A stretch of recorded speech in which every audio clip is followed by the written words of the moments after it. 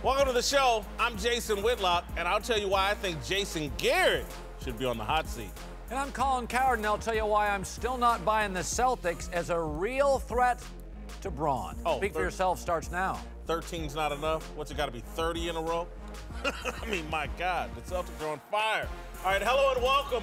We're joined today by Fox NFL analyst Greg Jennings and the founder of the Big Lead, Jason McIntyre.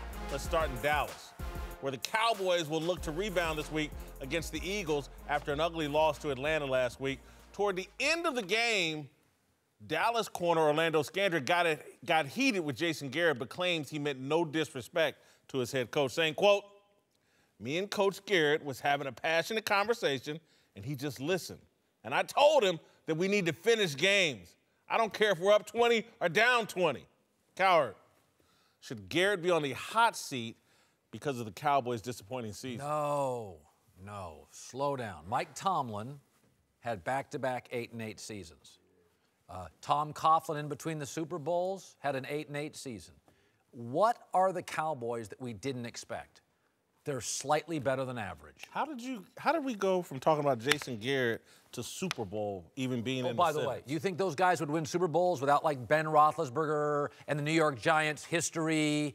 The Dallas Cowboys... Oh, the Cowboys have no history. Well, no. Right. I mean, since they ran Jimmy and Bill out, this is Jerry's team. He's making personnel decisions, the Jones family. Oh, they have bad personnel in Dallas. Defensively, without Sean Lee in the field, they're a bad team. Defensively. They got 2 pass rushers. They got a fine roster. At some point, it's got to be Jason Garrett's fault. Mike Tomlin's been to the Super Bowl, won Super Bowl. Tom Coughlin's won 2 Super Bowls. So who are you going to replace? Don't dirty up their names. Who are you going to replace him with? One of those college ball coaches? It's not who you replace him with. Should the man, after 5, 6, 7 years, be on the hot seat? He's Wade Phillips. Go look at this. Go look at what Wade Phillips did, and he got fired after 3 years. And throw up Wade Phillips. Look at the comparison after 3. Better winning percentage, just as many playoff wins. More winning season. Okay, he got fired, but he can't. Totally different team, different division. Again. Yeah, they got more talent now. On one side of the ball. I mean, again, you guys want to run. Everybody wants to run Marvin Lewis out. Hot seat. We said hot seat. Should he be on the hot seat? It should be warm. What was he? Did he get worse in a year? Last year we thought he was a great coach. This year he's a bum. No, I thought they had a great season. We can't have a great season with a bad coach. Whether he's on the hot seat or not, it's irrelevant. But when you look at what he's done and versus what he has not done, what he has not done stands out. When you look at last year's team, how many times did we mention Jason Garrett? Very few. We talked about Dak Prescott. We talked about Ezekiel Elliott. We talked about that offensive line. When they had success, we weren't saying Jason Garrett is putting them in a great position in great schematic situations to win. We never once said that. When you talk about a good head coach who should not be on the hot seat, whether they're winning or losing, you talk about how great they are and the things that they do well. The only thing that Jason Garrett really does well, Jerry Jones likes, and Orlando Scandrick likes. He listens. He allows you to tell him what to do, and he's going to do that. Bottom line. Harsh, Greg. Wait, we didn't give Jason Garrett any credit last year for Dak Prescott coming in as a 4th-round draft pick? Did we? And dominant. I mean, he was great. He put him in position to win. I don't think Garrett's the problem this year. They're playing a first-place schedule, right? They're the hunted now. They're not hunting anybody. And let's admit it, the cloud of Ezekiel Elliott has really messed with this team. And let's not forget the Tyron Smith injury. I mean, they're dealing with adversity. You love to say, Whitlock, that, the true test of character is how you deal with adversity. Let's see how Dallas does for the next 3 weeks. I don't think you can toss them. And Cowherd makes a great point, and I wrote about this on the Big Lead this week. Look at the group of coaches who could come in to replace fired coaches. There aren't many good options. We are on pace. Generally, what happens in a decade, there are about 65, 70 head coaches. We're on pace now, this decade, to have over 100. So you think maybe we're overreacting as the NFL is bigger and richer and more demanding, and you got to win now. Everybody wants to run Hugh Jackson out of Cleveland. That ball coach in the Pac-12 going to replace him? You guys want to run all these coaches out? Again, I thought, let me read this again. Should Jason Garrett be on the hot seat? I haven't seen Hugh Jackson's name listed on this question. No, but I didn't see anything about Mike Tomlin. I didn't hear anything about Tom Coughlin. Have I come on this show defended Marvin Lewis? How many times have I defended all these coaches? You guys want to run all these guys off? Look, you have to turn on the fire to fry some bacon. And the man needs a fire on his seat to get the best out of him. I think it's a fair question, and I do think he should be on the hot seat. I didn't say fired. On the hot seat, if this what team, does that look like they're to in you? danger. What does on the hot seat look like to you? It means you agreeing with me that he should be on the hot seat. That's when the seat's I just hot. simply want to know what Coach Jason Garrett does well. You know what? Handle Greg Hardy. Handle these injuries. Handle a crazy, sometimes owner. Hey, wait a minute. That's a lot. No, I'm not talking with him. It's a lot of work. When we even look at the Dallas Cowboys, when there's a situation that needs to be handled, do we hear from Jason Garrett or who do we Jerry hear from? Jones. Okay, there's another thing he deals with. I'm just saying. So what is it that he does well? That's what he does well. Jerry Jones can tell him what he needs, and he's gonna echo that. Speaking of Jerry Jones, what did he do in the offseason to get this team better, guys? I'm trying to think. Did he add any players like the Eagles went out and got 2 receivers for Carson Wentz? Did Jerry Jones get this team any better? They won 13 games last year. I believe they thought they were good enough. And let me tell you what, if Jerry Jones, maybe there was some miscommunication, because if I was the owner, I would have called down and said, hey, get that new left tackle some help. He can't block one-on-one. No, that's on Jason Garrett. Okay, he had a bad half. Hi guys, Colin Cowherd here. Before the show moves along, I wanted to talk to you about Freshly. So you've tried all the meal kits out there. 30 minutes turns into 60, and all of a sudden you realize you're actually paying to do all the work. With Freshly, those days are over. It's a weekly prepared meal service that delivers fresh, never frozen, 100% all-natural meals. Developed by their team of chefs and nutritionists. They're fully cooked. All you have to do, heat them up. Each meal ready in only 3 minutes.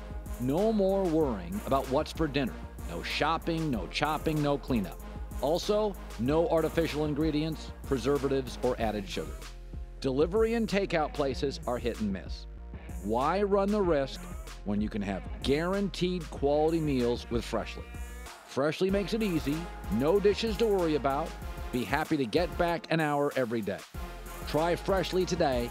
Get $40 off your first 2 deliveries. Just go to freshly.com/FoxSports. That's 6 meals for only $39 for 2 weeks. It's Freshly's best offer ever. Only valid for a limited time. Head to freshly.com/FoxSports or enter the code FoxSports at checkout. Shipping is always free. How cool is that? Now let's get back to the show. To Buffalo, where the Bills have decided to bench Tyrod Taylor this week in favor of rookie Nathan Peterman. After Taylor had it was awful. Bad performance against the Saints on Sunday. It's a bad pick by me. Bills got off to a hot start this year, now lost 2 in a row, dropped to 5-4 on the season. And Taylor hasn't exactly been lighting it up of late, near the bottom of the league in yards per game, completions per game, passer rating. Even still, here's what Bills coach Sean McDermott had to say about him just 2 days ago. I believe in Tyrod. Tyrod's our starter. That's what I said yesterday, and I know what Tyrod's done, and I also know what Nate's done. So Tyrod's our starter. You surprised they're benching Tyrod Taylor? This is shocking to me. Look, this is the team that moved Sammy Watkins to Los Angeles, and look how well the Rams are doing. They took some weapons away from Tyrod Taylor. 10 TDs, 3 interceptions. You're 5-4. Nathan Peterman, a 5th-round draft pick at this time? I think you're on the books for like $17 million to Tyrod this season. This is insanity. You know what this is? This is an organization that looks up at the Patriots driving to work every day and now smells a little success, and they don't know how to handle it. Sunday, that was one of the worst performances by a home team all year. Little success, here come the Saints. This is a classic example. This is what Saban's doing to that division. He's a legend, and they get close, and they smell it, and they discombobulate. Is Tyrod Taylor the best quarterback in that camp? Let's start with and finish with it. There's nobody in that camp. Now, again, I think he's a C+, B- guy, but you know what New England's vulnerable. And they're freaking out. This is just dumb. This is an operational mistake to me. I agree 100%. Tyrod Taylor definitely should be starting this week. He is their best option. He puts them in the best position to win. He had a bad game. When you mentioned some stats, they're 5-4. If the season was to be over now, they're in. Yeah. They're in. They're the 6th seed. And you're saying, wait a minute, we don't need this quarterback. Let's go somewhere. You're changing the continuity of your team. Yes. You're completely shifting everything in mid-season, a little bit beyond mid-season, at the midpoint, and you're having success. It's not the success that you would say, this is our franchise, this is our future, but you're having success. By the way, this is the NFL. New England's gotten blown out this year. Like, you just have this is not college ball where you can have 4 turnovers and win. Everybody in this league. Philadelphia's got a loss in almost 2. It's the way the league works. Greg, let's start here. You said this week, you know who they're playing, right? The Chargers. Absolutely. Maybe the best defensive end combo in the league in Ingram and Bosa. Peterman's a sitting duck. But I just want to talk. I'm an outsider. I never spent time in an NFL locker room. But to me, outside perspective, this is what divides locker rooms, okay? All the old Rex Ryan guys in there, you're on notice. He shipped Marcel Darius out of town, right? Buffalo did. They also traded Watkins, as you said. Tyrod Taylor was a Rex Ryan guy. This is a signal to me, hey, it's my team. I'm taking control. But if you're the Bills, you've given up 400 yards rushing, I believe, in the last 2 weeks, right? We had that stat. And it's like, that's why you're benching Tyrod Taylor at this stage. You watched the Saints game last week. Look at these 3 minutes into the game, you're like, that's the story of Tyrod's benched because of that? For me, when I listen to Coach Sean McDermott, it doesn't really sound like this is a decision that it's his. Decision. Yeah. It sounds like this is coming from above his pay grade, saying, look, this is what we need to do. Let's try this guy out. And when you listen to him, he sounds like a guy who's believing in his young quarterback. We're still in the hunt. We're in position. We're within striking distance. Let's just steadily run the race. This is the replacement for Doug Whaley, the general manager they ran off. This is his quarterback that he drafted in the 5th round. Exactly. I think Bean is the general manager's name. He wants him out on the field. That's what this is. It makes no sense. The other thing, and this is a bit of a side issue, but I just want to bring it up. This, to me, is why Colin Kaepernick's not in the NFL. Because just imagine if this were Colin Kaepernick getting benched for some white 5th-round draft pick. People's heads would explode. And so now we can just say the Buffalo Bills are insane, they're stupid, it's a bad football decision. But if it was Kaepernick, we'd be calling them, or we wouldn't, but people would be calling them racist for this decision. No, it's just a bad decision. Yeah, it's just a bad decision. It really is. Listen, if you look, I think LeBron's done this to the Eastern Conference, Saban's done this to the SEC, and Belichick's done this to the AFC East.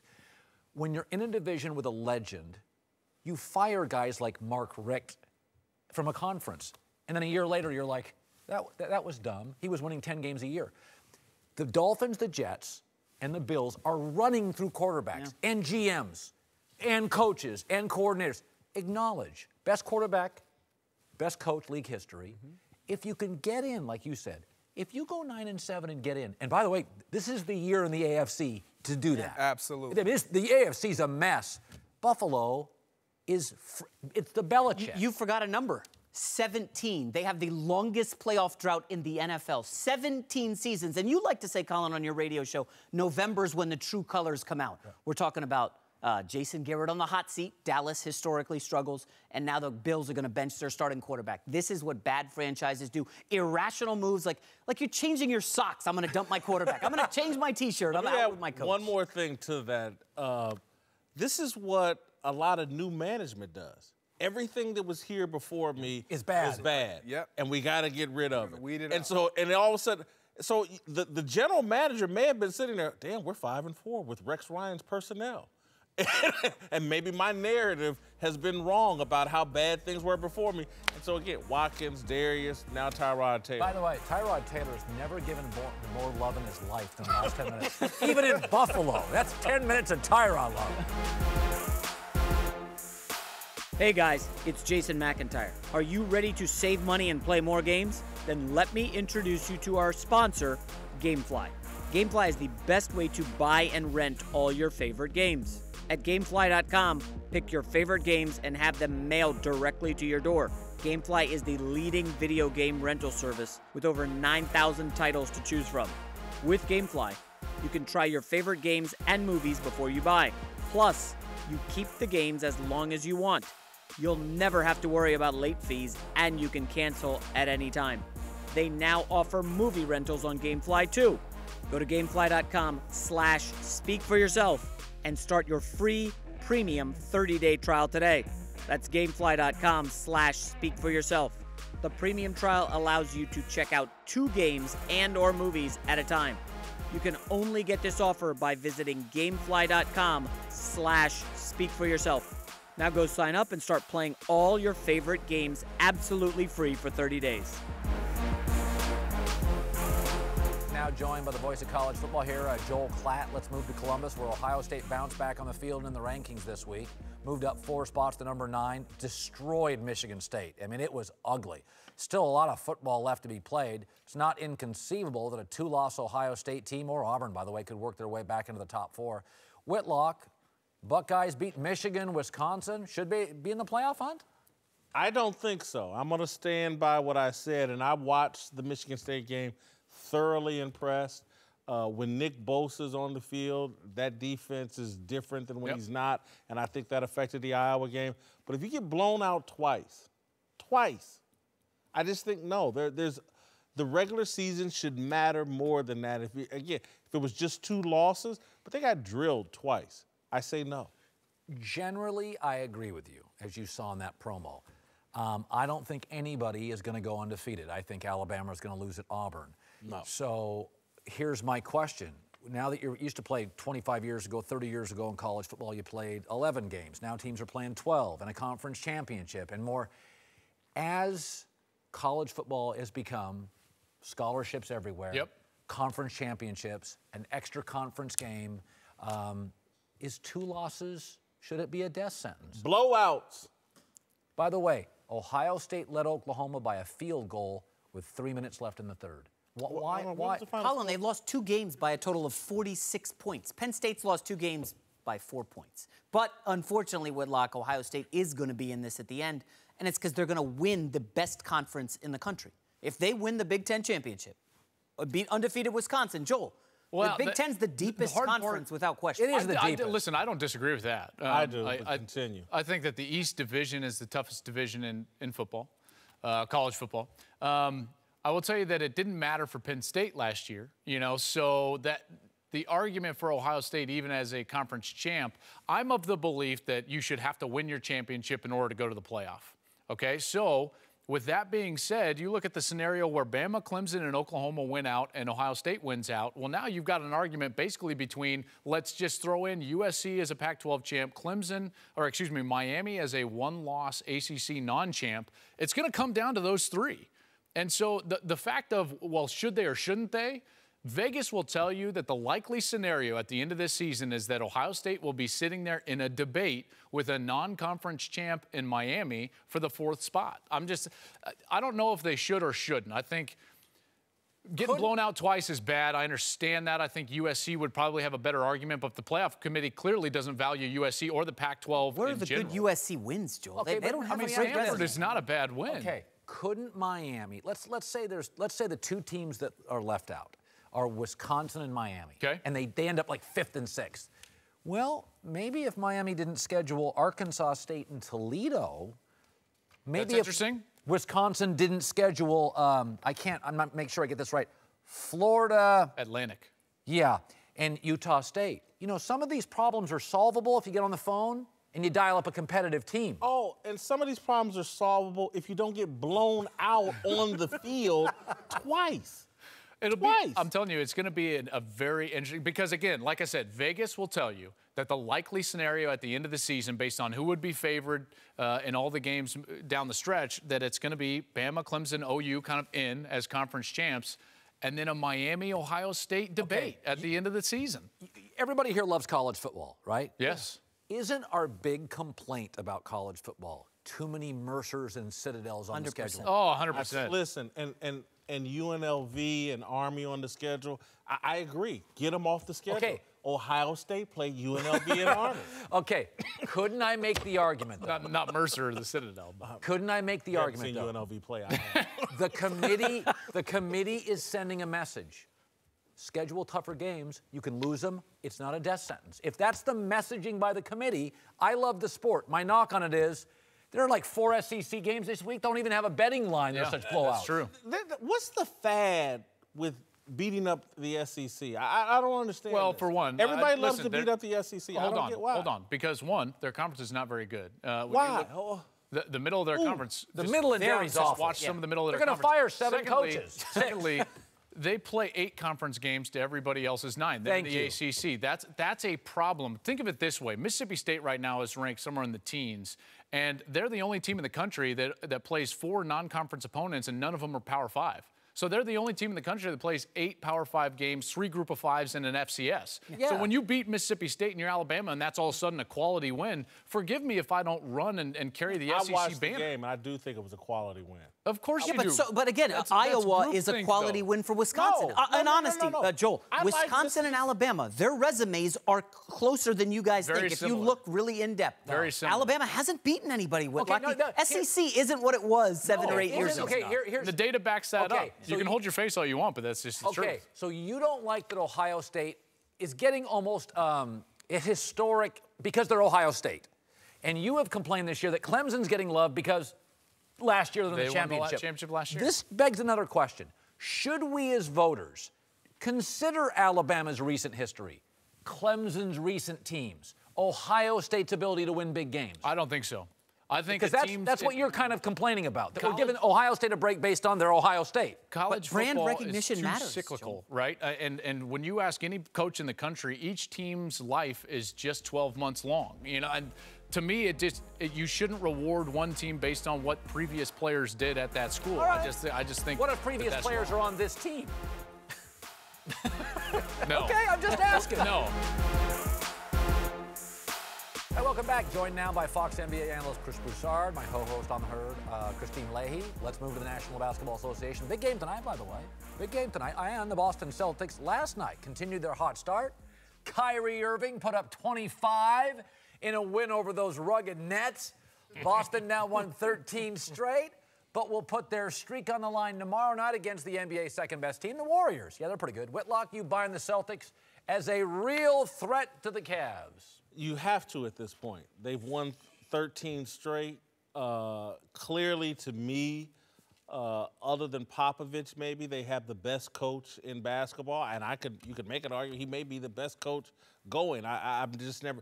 They lose Hayward, they lose Horford for a game or two, they lose Kyrie. Nothing matters. They just keep winning. Yeah, you have to take them as a real threat to the Cavaliers. Right now, if I had to bet, I would think the Cavs win in the postseason. Yeah. But is Boston a real threat? Hell yeah. I think this exposes the anti-LeBron bias. So when the Cavs win the East, it's terrible. The East is terrible. Celtics go on a 13-game winning streak. Look at Boston. This is the best team in the world. Oh, when do the Cavs win 13 straight? Have they won 13 straight? No, they just win the conference every year. Not right now. They're certainly not winning right now. In fact, they're struggling just to beat the Knicks. Barely, and it takes a massive comeback to do it. And let's put in perspective, Kyrie's biggest moments so far this year have been he's playing through this mask. He's playing with his teammates injured. There's 13 straight wins. He's talking about how he wants to wear a different mask so that he can pass the ball more. Meanwhile, the biggest moments from LeBron have been on Instagram and Twitter and talking about the King and Arthur and taking shots at Kyrie. We never know when he's going to implode. They're having closed-door meetings. Never on the court. They're having closed-door meetings already. So, yeah, the Cavs are unpredictable. Meanwhile, you've got consistency in 13 straight wins with the Celtics. Everything you said is par for the course in Cleveland. Every year there's drama with LeBron. David Black gets fired. His first year there, they go 7-7. Which is what they are right now. They go 5-7, which is what they were a few games ago. So this is just how the Cavs are. LeBron functions well in dysfunction and chaos, and that's why he's constantly creating it. But I'll say this. Before the season started, I was 100% sure Cleveland wins the East. After Gordon Hayward goes down, I was 110% sure. Now, I'm 80%. I think Boston is legit. I agree with you on Brad Stevens totally, but I'm 80%. We all know the NBA has always been about 2 seasons. It just is. There's a regular season and there's a playoffs. Regular season, Atlanta Hawks can win 19 straight. They did. Yeah. Houston won 22 straight a few years ago. Spurs struggle. Playoffs, same guys meet for 2 weeks. I see every one of your games. The second best player on the Celtics is Jaylen Brown. Okay, he can sneak into town, high IQ team preparation. You don't have rest, I do. Beats you, excuse me. You're really upset about them. But when LeBron gets to face Jason Tatum and Jaylen Brown for 2 weeks, now come on now. Colin, I think what you're saying is true. And God forgive me for saying this, the gap at the coaching position is enormous.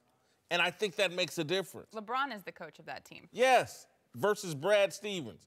That's an enormous gap that they're going to have to compensate for. And I don't know if they can. And look, winning is a habit, and it has a momentum of its own. And the Cavs aren't in the habit right now in this regular season of winning a lot of games. Last year, the Cavs were 30-30 over the last 60 games. They lost 7 of their last 11, and then we saw what happened in the playoffs. So they can turn it on. There's no question about that. And what everybody's forgetting, this is not the Cavs.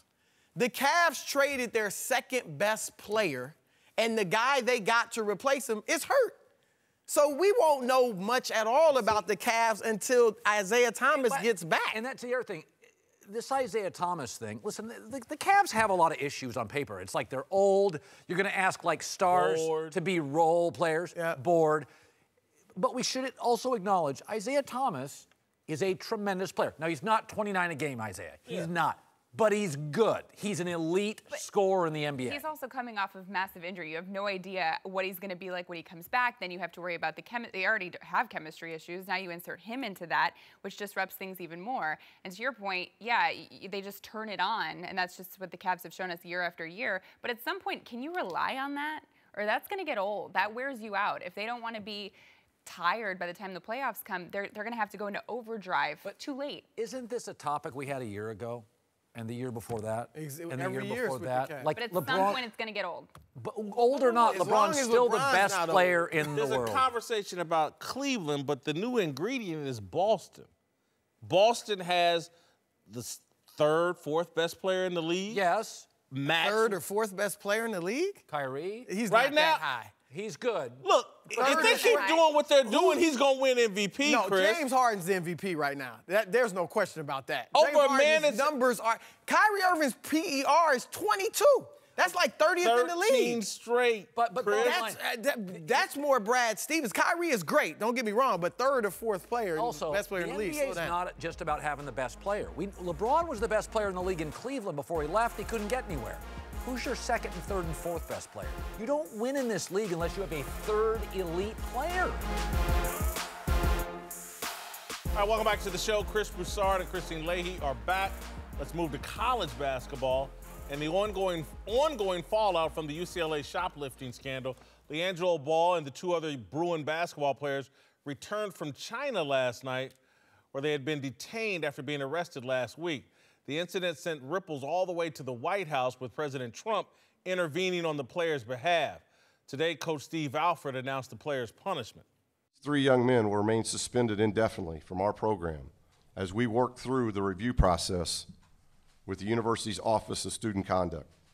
During that indefinite suspension, they will not travel with the team, nor will they suit up for home games.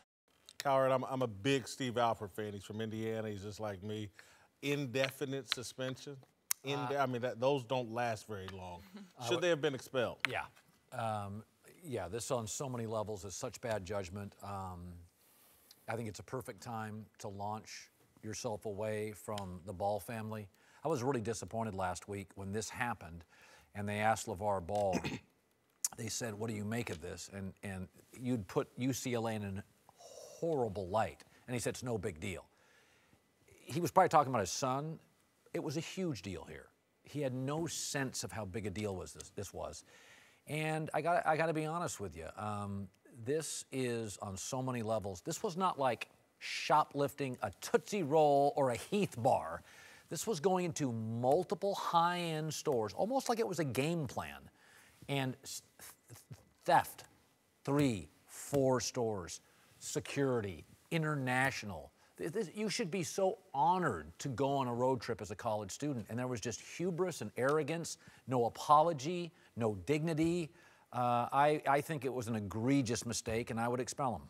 Well, I agree with you because they're on a trip. Their school president's with them. The athletic director's with them. It's international. Anytime you get involved in anything where the president of a country has to intervene on your behalf, that tends to mean the consequences should be significant. I don't want to get on such a high horse, though, that I forget who and what I was as a college kid. And, you know, it wouldn't have been in China, but I could have been convicted of this. You know. At Louis Vuitton? No, convenience store. I used to steal sandwiches. 7-Eleven. Yeah, I used to hit the 7-Eleven for you? Yeah, shocking. Food? No. So I don't want to get on too high of a horse, but again, I do think you're in China. I mean, again, these kids should be worldly enough to understand the country they're in and the ramifications. This was an international incident. To me, they had 3 different opportunities to say, should we maybe not do this? And then they're like, no, let's go ahead. Let's go to Ferragamo next. So they were actively knowing what they were doing, risking their university's reputation, risking Steve Alford having to spend hours in jail. And they could have been there for, what was it, like 10 years they were looking at as punishment. And I agree with you. Listen, people make mistakes. You should get second chances as long as you own what you did. But you have to send a message to these kids, and I think you do need to expel them because, listen, they can get an opportunity somewhere else. Exactly. But they do need to learn a serious lesson, and it's too easy to let them off the hook. No charges, no jail time, indefinite suspension, so we don't even know how long that is. Well, look, expulsion was certainly justified. There's no question about it. I agree with you guys. This was terrible, all right? It wasn't like one store. When it's 3, it seems premeditated. Exactly. Okay, however, if UCLA is true to its word, an indefinite suspension could be, I think it should be at least 10 games. Yeah. If it's 10 games, or it could be the entire season. Steve Alford says they have to earn their way back. They can't even practice until they earn their way back. As long as UCLA sticks to this, I think it's fine. So it could be a 1-year suspension for all we know. I think they're young, give them a chance, but make sure this indefinite suspension isn't 1 game. I am interested. About 2 years ago, UCLA signed a huge deal with Under Armour. And I know that Under Armour has had some misgivings about at least the ball relationship. I'll just ask everybody here, do you think... I hope that that's not true. Well, I hope that they don't get in business because that would be a really bad move. But I wonder, I just think to myself, this is a perfect ejection seat from the Ball family, is it not? Again, but there's 2 other kids involved, and the 2 other kids are more talented than LiAngelo Ball. Yeah. And so that's the issue for Steve Alford. If it was just LiAngelo, they would have dusted him. Okay, that's what I think. They need these other 2 kids. This is also setting a really bad precedent. Like, what is it that you have to do now to get expelled? If that wasn't enough, what do you have to do? Listen, one of the points I've tried to make over and over and over to people, athletes have a privilege that we rarely talk about. And that's why, you know, these athletes are social justice warriors and they want to condemn everybody else. We never examine the privilege of being an athlete and what, again, let's say these weren't basketball players. Do you think the president would have intervened? No. No chance. And so, again, we want to get on our high horse and all this white They would have been in jail for 10 years in China. Yes. Now they have an indefinite suspension. Privileged athletes, and will they learn a lesson? Missed that game against Loyola Marymount, though. Yeah.